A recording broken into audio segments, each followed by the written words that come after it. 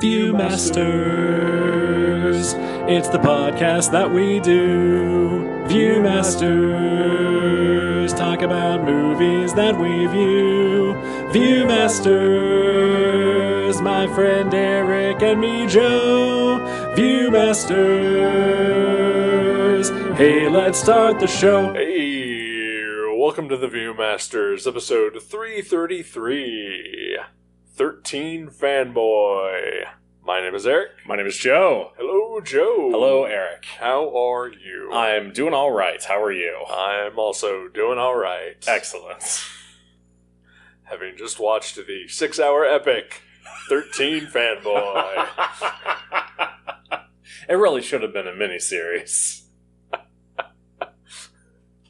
It did kind of feel long, didn't it? Really did. I didn't think it felt 6 hours. Because it comes in at a brisk 108 minutes, I'm pretty sure. Yeah. But it felt longer than 108 minutes. Yeah, it did. Oh boy.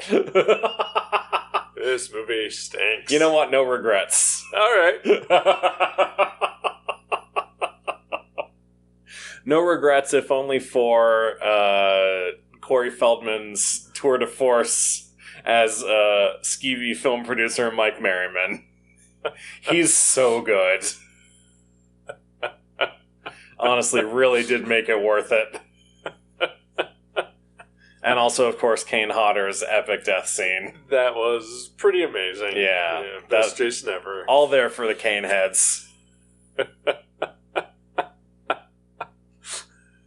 Who, as we discussed in the middle of the movie, may or may not be dead. Yeah, it's really unclear. Yep. Yeah, it was very strange. Oh, boy. Yeah, I picked this movie blindly. Yeah. Based solely on the premise. That's fair. And that we had watched all of the Friday the 13th movies. I get it. Yeah. And, yeah. I mean, had I ever heard of it, I probably would have picked it as well for those very same reasons. I only pick classic movies like Goodfellas or lost classic movies like this.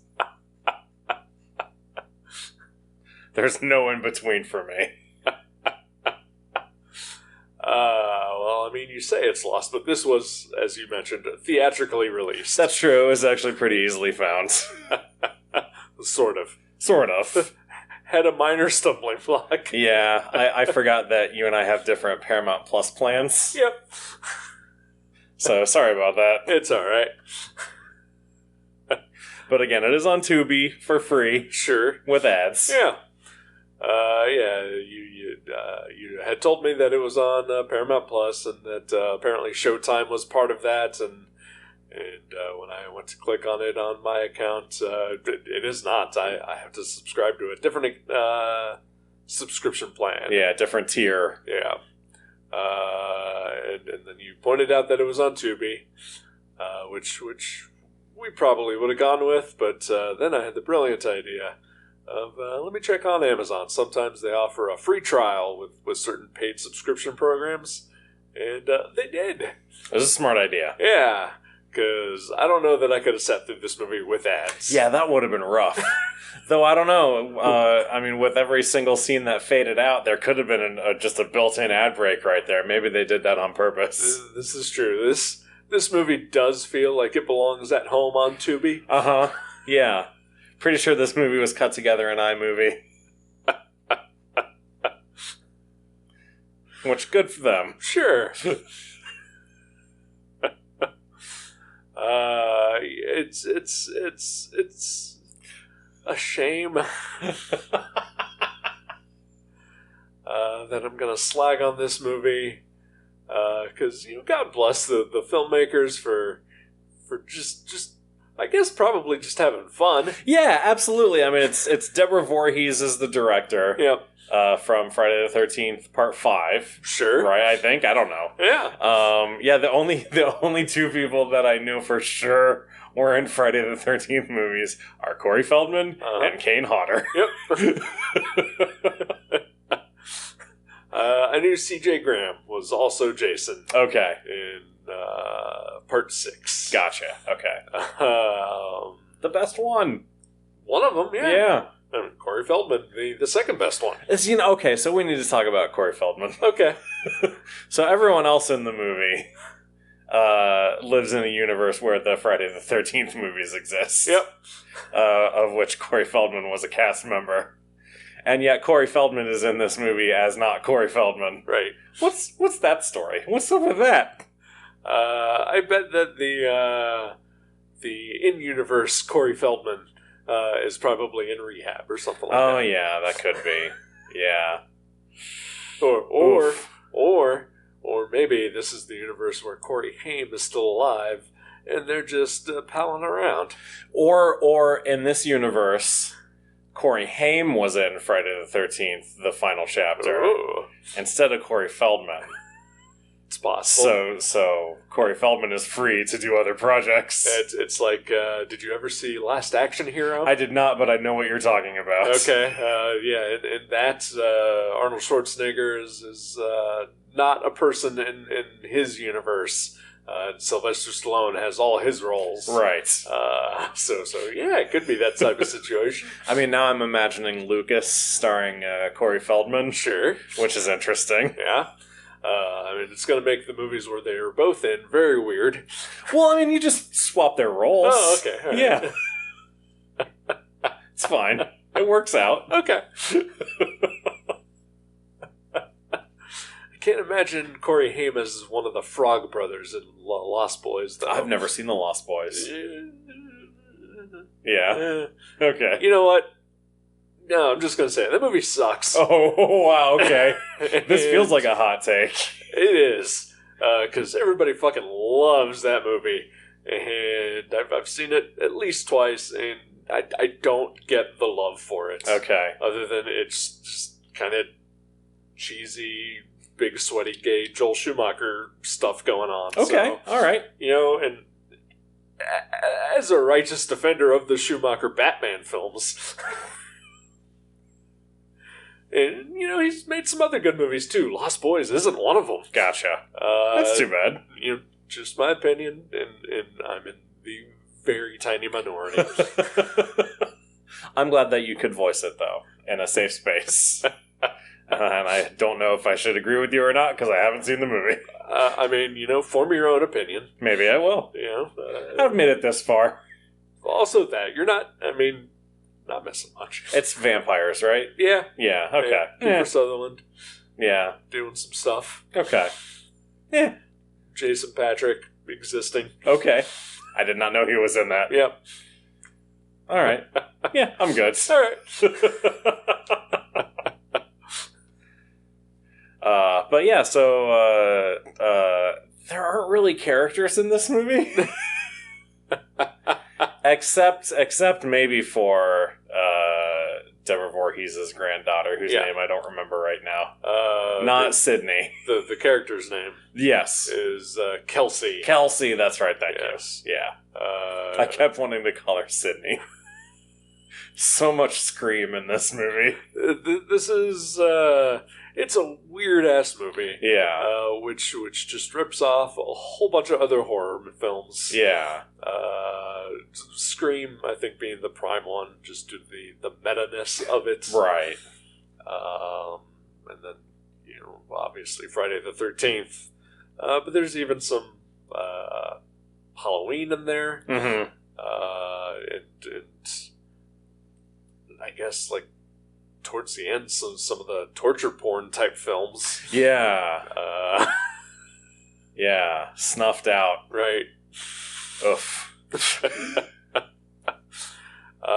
It also seems to be heavily revolved around a fan film that does exist. Yeah. Called Never Walk Alone, Friday the 13th fan film. And this movie makes me never want to see that. Oh, that's too bad. Yeah. So wait, so the guy who is the killer, Yeah. is he the guy that made that movie? Is that what it is? You know what? I didn't bother to look that up. Okay. Maybe? I don't know. It's possible. All I kept thinking every time I saw him was, is that Adam Pally? I don't think that's Adam Pally, but I wish it was Adam Pally. Probably would have improved things. Definitely. For a movie full of professional actors, nobody does a real good job of acting in this movie. Yeah, I think professional is used pretty loosely here. Like, they got paid for it once at least. I mean, Dee Wallace. Yeah. She was in some classics. Okay. She's in E.T. Is she really? Yeah, she's the mom. Really? Yeah. I had no idea. She's the mom in Cujo. Okay, I've never seen Cujo. Neither have I, but I know that. Well, look at you. Yeah. I guess you're better than me. Yep. Yeah. I'd pass a quiz. Yes, you would. Alright, so this does need to be said, I believe.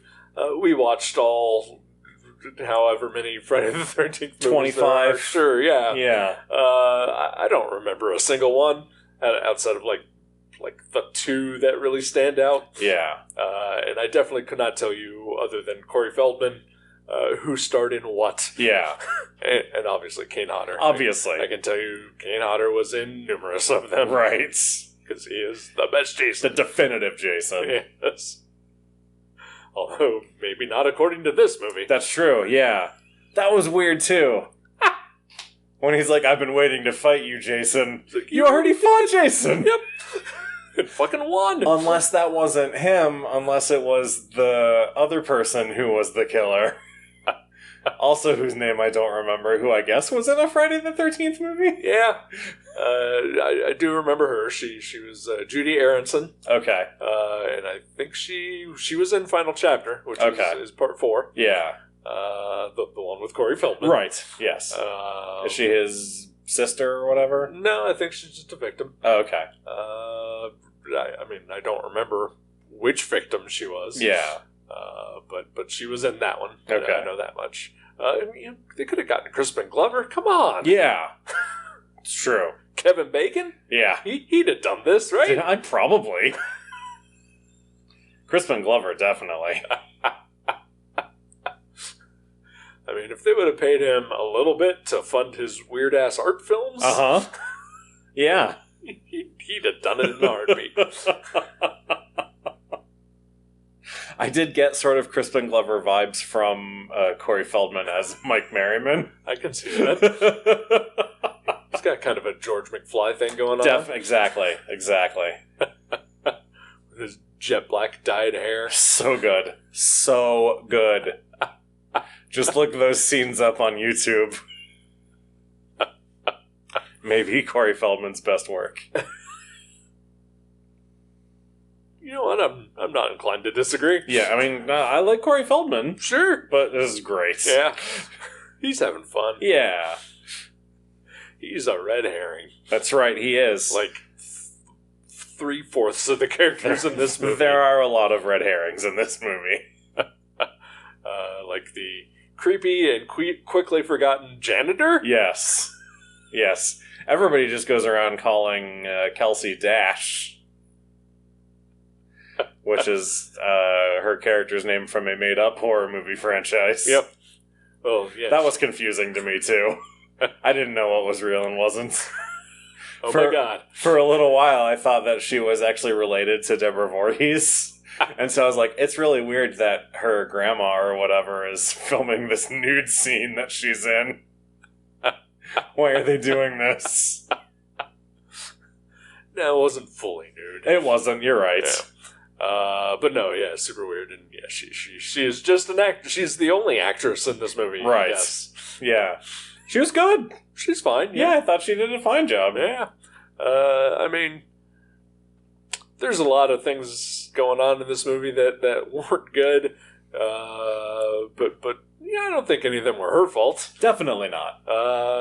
Just story just was weak and oftentimes made no sense. Yeah.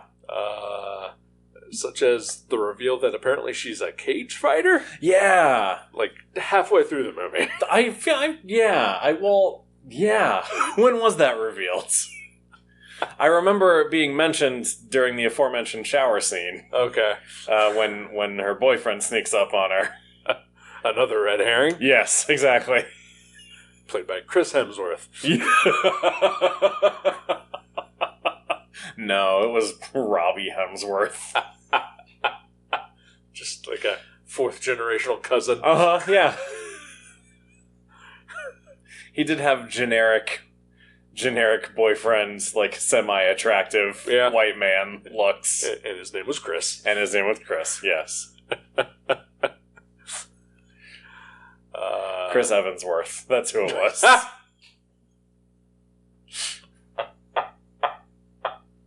like it. I do too, actually.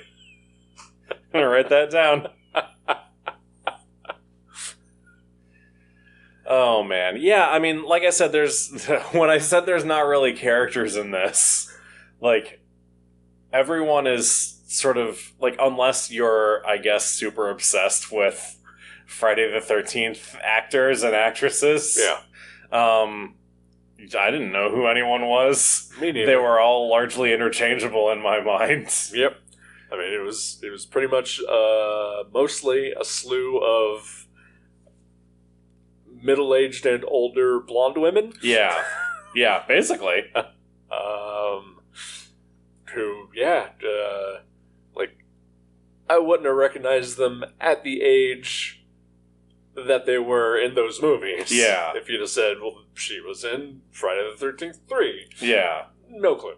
Yeah, like the least they could have done was, because there were little title things that came up. Yep. But they could have, I don't know, they probably couldn't have for legal reasons. Like, just show at least their death scenes from the previous movies. Yeah. Just remind us a little bit. Sure. At least prove it. This could have been anybody. I guess that was Kane Hodder. I have no idea. I've never seen him without a mask. That was indeed Kane Hodder. Okay. So I can at least say that was also indeed Dee Wallace. Okay. So Good to know. Who, Right. Apparently I've seen Dee Wallace and other things. Who was not married to Ronnie Sloan or whoever that guy was. Okay. Who was apparently in a Friday the 13th movie as well. Sure. I mean, that, again, had no idea what was real and what wasn't. Nope. And also, was Dee Wallace ever in a Friday the 13th movie? I have no idea. I'm gonna look that up. That is worth knowing. Like, otherwise she's just like, oh, she's friends with Deborah Voorhees, right? So, and people know who she is, and she has been in horror movies. Yeah. Yeah, like I said, I know she had been in Cujo. Yeah, Cujo, Critters, The Howling. Oh yeah, the Critters. And the Howling. Let's see. Jason X? No, I'm just kidding. Her screen character's name was Cynthia. Okay. Was she, or did they say that she was in the fake horror franchise? The Bloodlust? Yeah. I don't recall. I have to scroll back through so much shit on IMDb just to get to the fucking 80s to even look for Friday the 13th movies. Oh, nope, still 91. Okay. Rockadoodle she was in. Hell yeah. Alligator 2, The Mutation. Alrighty. Not a Friday the 13th No, movie. definitely not. There's Critters. There's an episode of the 80s Twilight Zone. Cujo. E.T.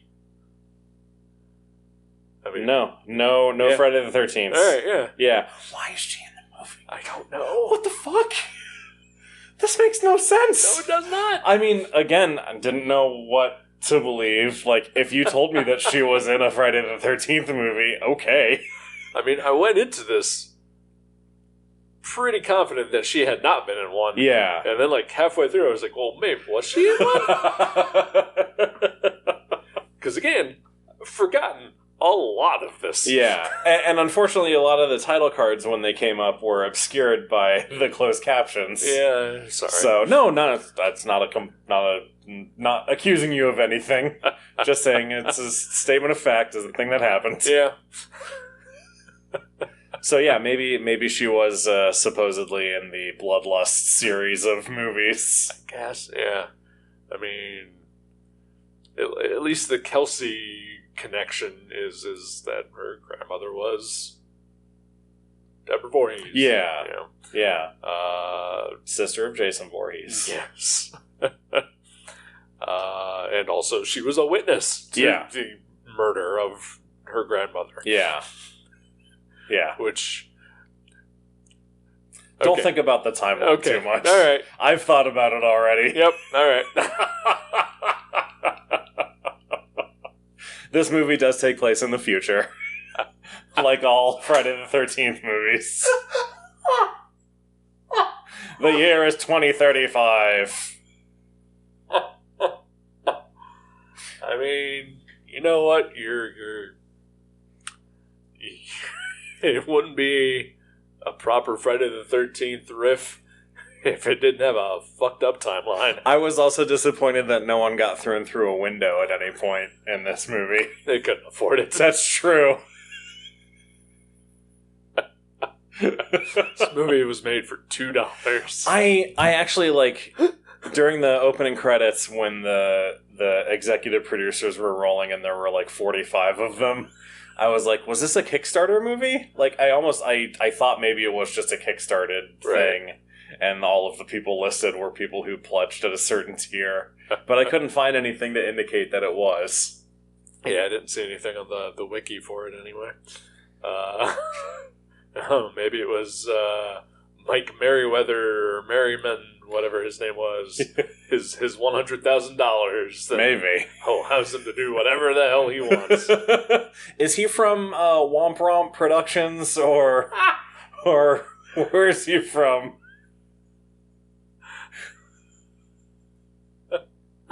Romper Stomper Movies? I think it was Womp Stomp. I think it's Womp Stomp, that's right.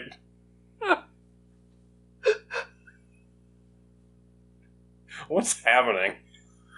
I didn't see a writer credit for this. I probably just missed it. Yeah, probably. Because I was busy jamming out to the hit song 13.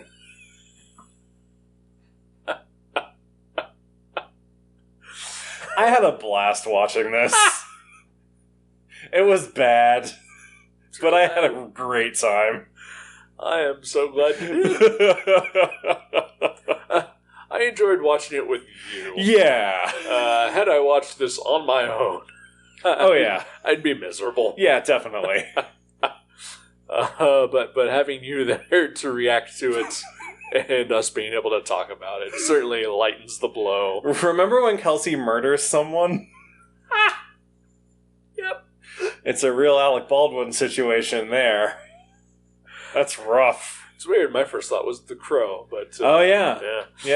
I guess Alec Baldwin is the new version of that. That's true. Yeah, Alec Baldwin's the new hotness in On-Set Death.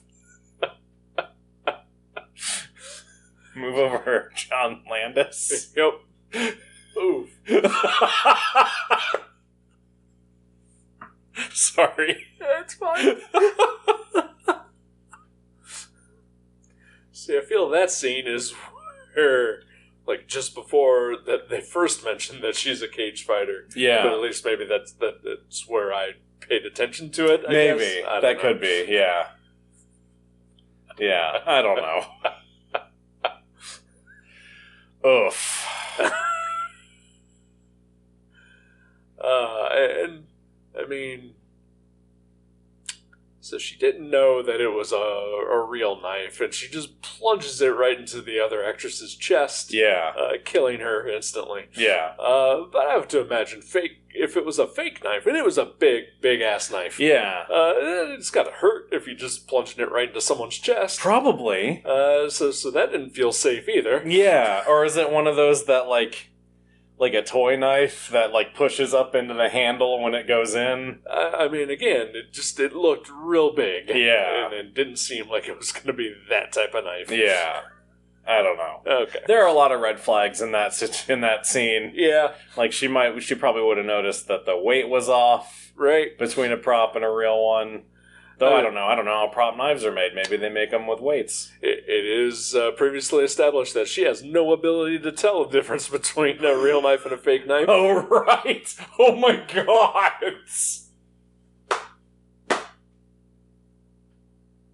Holy shit, I completely forgot about that. Is that the only scene in the movie where someone wears a hockey mask, too? I'm pretty sure. I think so. Why? What was with the mask? Why didn't he just wear a hockey mask? Is it the mask from the Bloodlust film series? It's never established. It really isn't. Maybe it is because he has Dee Wallace sign it. Yeah, maybe. Oh shit! We're putting pieces together. This is like a David Lynch movie. We're figuring it out. All right. Well, maybe this movie is a lot smarter than we thought it was. It might be. It's not. No, it's not. It really isn't. They shot this on weekends. Basically. At people's houses. There was one location that reminded me of... Did you ever watch Fateful Findings? Yeah. There was one location that reminded me of one of the rooms that they shoot at. I forget what scene it is, but in Fateful Findings. And I was like, is that just a house in LA that you can rent and just shoot stuff? Right? Yeah. The scene with Tracy Savage in her classroom. Yes. Just reminded me of, this is just like the conference room in a hotel. Oh, absolutely. Yeah. Like, we got access to this room for about 6 hours. Yep. Let's grab a bunch of people from the Continental Breakfast and bring them in. And have them pretend to be students. Yep. They're gonna see grisly crime scene photos. But it's okay. Because they're getting free breakfast.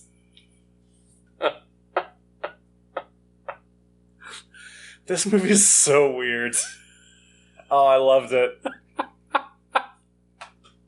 No, I didn't. It's not good. Yeah. But it also, I could not help but feel the pervasiveness of a Matt Brassfield throughout it as well. Definitely, yeah. Definitely shot on video vibes. Our good friend, local horror movie maker, Matt Brassfield. I would go so far as to call him a horror movie magnate. Yeah, sure. I mean, he's a comic magnate now. That's true, yeah. He can be both. Okay, yeah. Right. He dabbles. I mean, I've got an IMDB credit because of him, so, nice. I mean, I have other IMDB credits too. But I should have an IMDB credit from him. I should have multiples. We'll take it up with him. Nah, all my scenes got cut. All right. It's fine. Whatever. I mean, all I'm saying is that, that should qualify us for both to be in 13 Fanboy Part 2. It's true. Definitely. Yes. The return of the fanboy. Yes. Boy, did I really hate the use of the word fanboy repeatedly throughout the movie. I've never liked that word. It's not great. Yeah. Is it because we're too close to it, or is it just it's bad? I think it's just a bad term. Yeah. Yeah. It's dumb. This fanboy is really dangerous. Maybe just call him a stalker. Right? Yeah. I don't know. Yeah. And then they get a package from a real fan later. Right. Yeah. That's right. Yeah. A creepy package that I was certain had a dead dog in it. I was really glad it didn't. Yeah. As far as we know, no dogs are harmed in this movie. Well, apparently there's a crazy credit that says no animals or fanboys were harmed in the making of this movie. Oh. Well, that's too bad for one of them.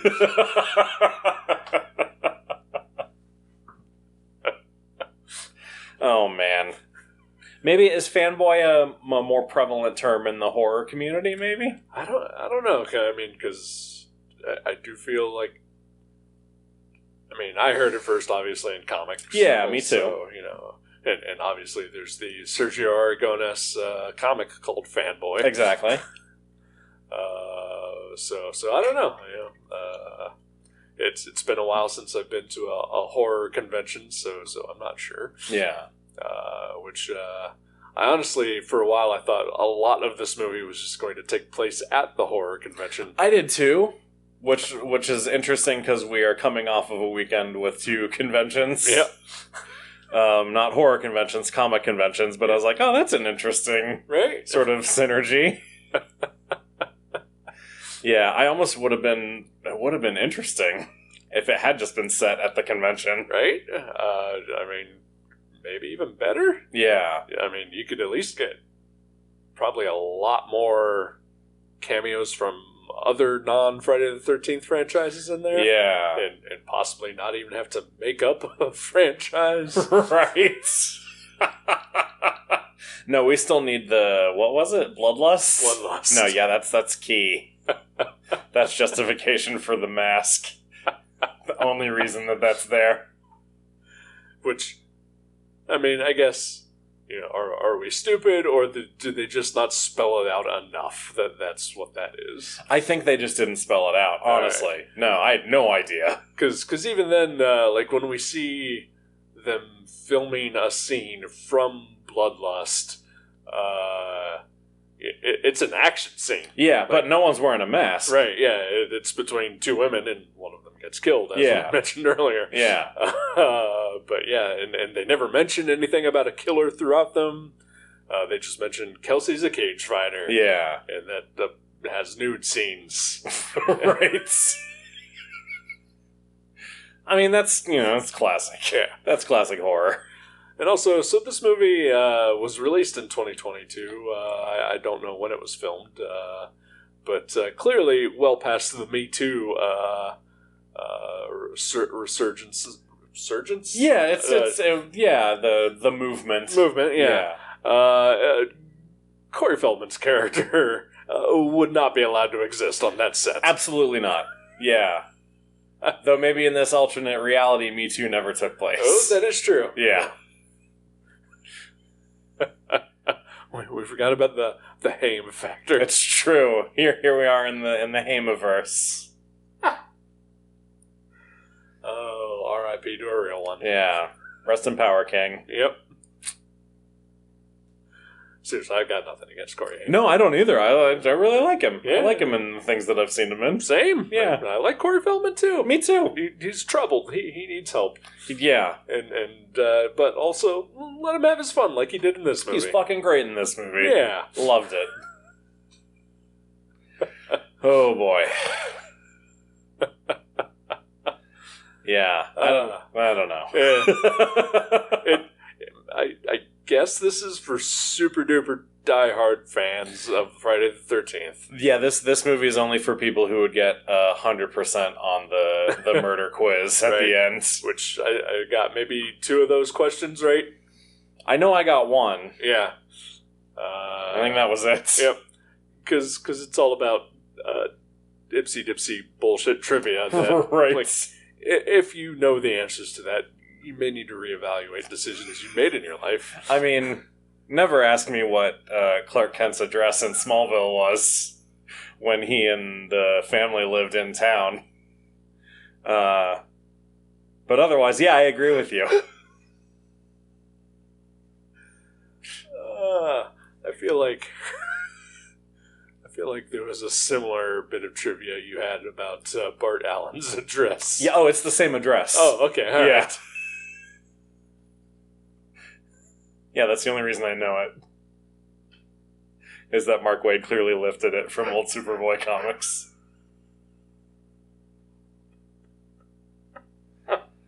Oh boy. But anywho. Yeah, as a couple of guys who have watched all the Friday the 13th movies and enjoyed them to various degrees. Mm-hmm. And you've watched all of the TV series. I have, which mostly unrelated. Right, but still. Yeah. I didn't know anything about this movie, about the trivia, about the actors.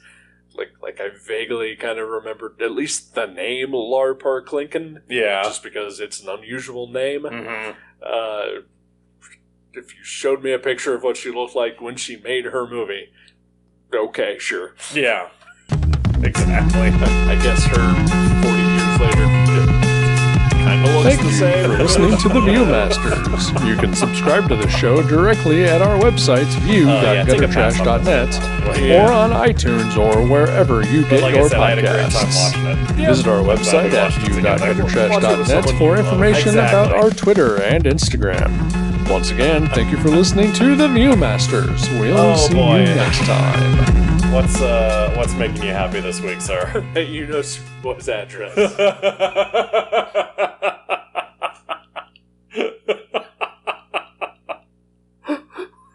I'm second guessing now if it was the address if it was the address of their house or of the general store that they ran. Oh, okay. I can't remember, but either way, it is a Kent address in Smallville.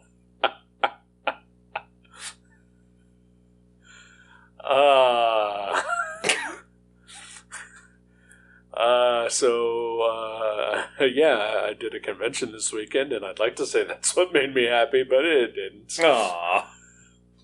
I'm sorry. It's all right. I got to spend the weekend with my girlfriend. That was pretty nice. But the best part of it was before the convention, she and I on Friday night went to go see the Barbie movie. Ooh. And I think that's what's making me happy. Nice.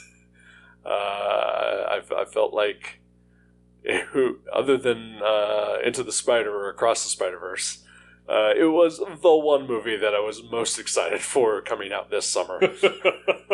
And I was not disappointed. That's fantastic to hear. It is fantastic. Excellent. As I told you earlier, I laughed, I cried, I had an existential crisis. I'm very excited to see that. I highly recommend it. Excellent. And it's also one of those movies where the right people seem to be hating it. Yeah.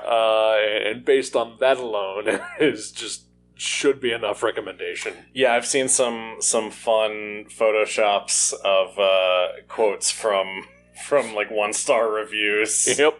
On the movie poster, and they're great. Yep. It was only afterwards where I thought, oh, this is a movie where some incel asshole probably could have come in and shot up the theater. Oh, shit. Fuck, you're right. Luckily, that's horrible. That did not happen. God bless America. Yep. Land that I love. But I do recommend it. Excellent. If I had one negative thing to say about it, it's that I don't think Will Ferrell belongs in the movie. All right. Yeah, it's just his scenes, his character, just sort of a little much. Yeah. But other than that, it's pretty goddamn great. Excellent. Glad to hear it.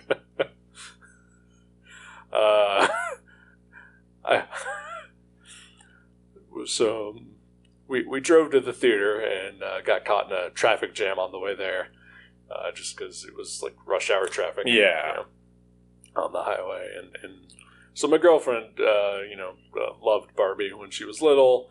She's got a little girl. They buy Barbies for her, so she knows a lot about Barbie, and she did to me what I do to her frequently about comics. Yeah. She inundated me with Barbie trivia. Awesome.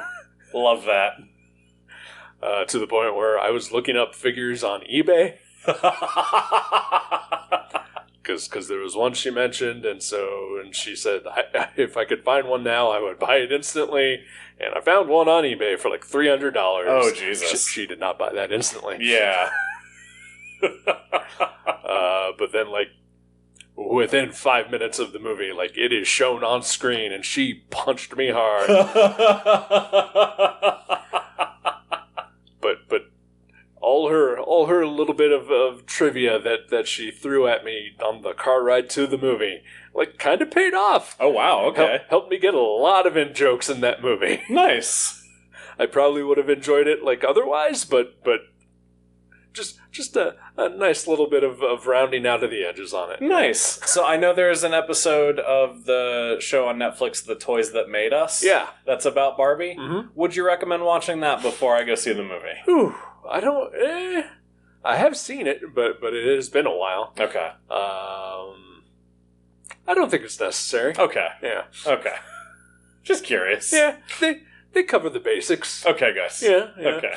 There's a little bit of history lesson of Barbie in the movie, so... Okay. Yeah, you're fine. Okay, good.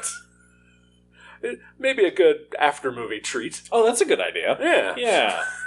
All right. Oh, boy. What about you, sir?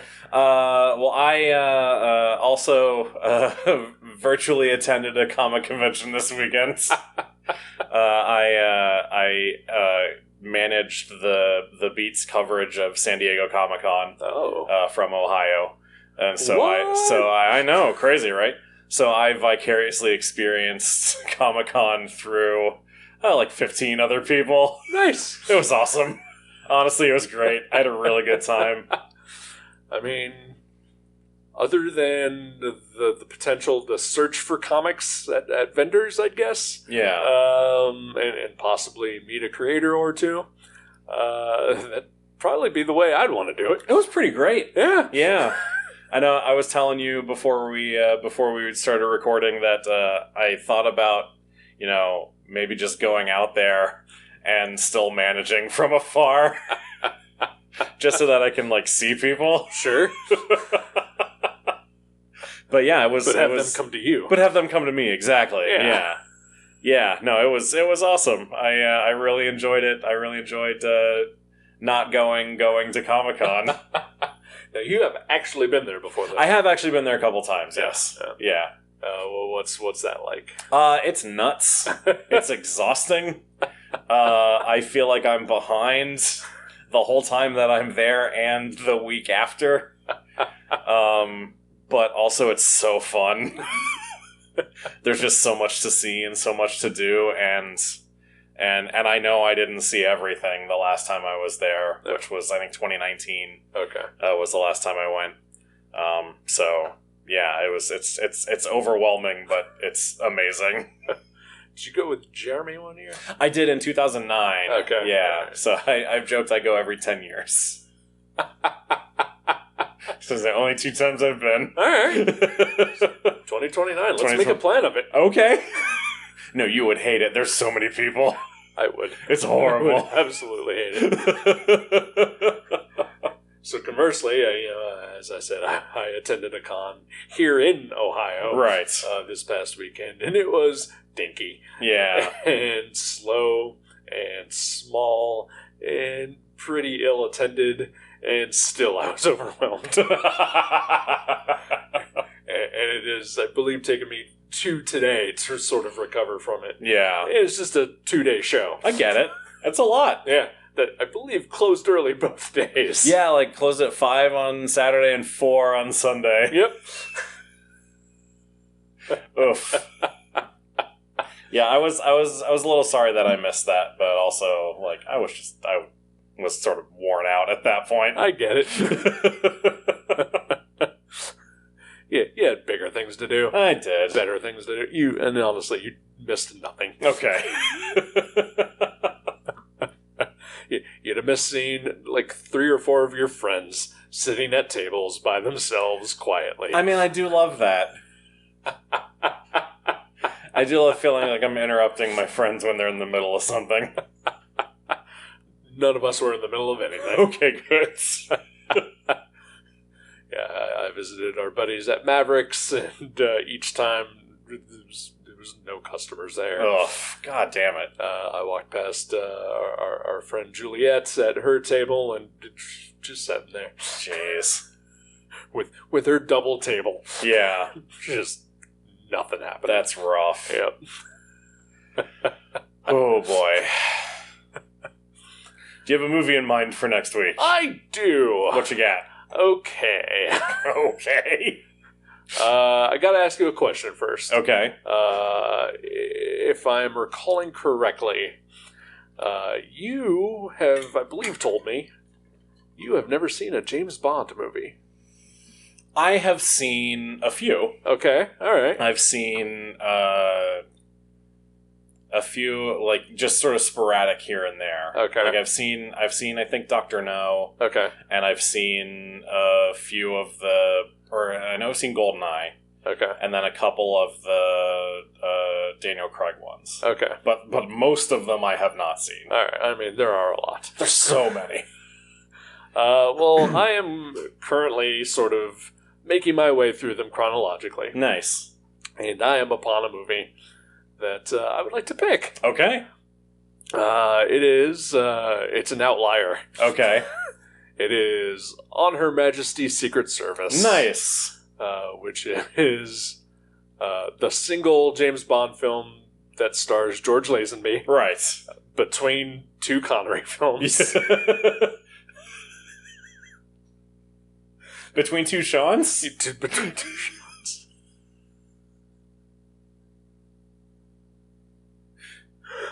They did a panel at Comic-Con with Tom Taylor and Tom King called Between Two Toms. Who was between them? I don't know. Okay. Yeah. I wasn't there. Actually, no, I did see a picture and no one was between them. Oh, okay. Yeah. Maybe it was a conversation between them. Oh, okay. Could That's you what it was. tell the difference between either of them? Yes, I do know what they look like. Okay. Anyway, yes, I would love to watch that. Okay, That all would be right. amazing. Then I'll be able to say that I've seen all of the George Lazenby James Bond movies. It's true. Excellent. Alrighty then. Well, we'll do that next week then. Sounds good. Good night. Goodbye.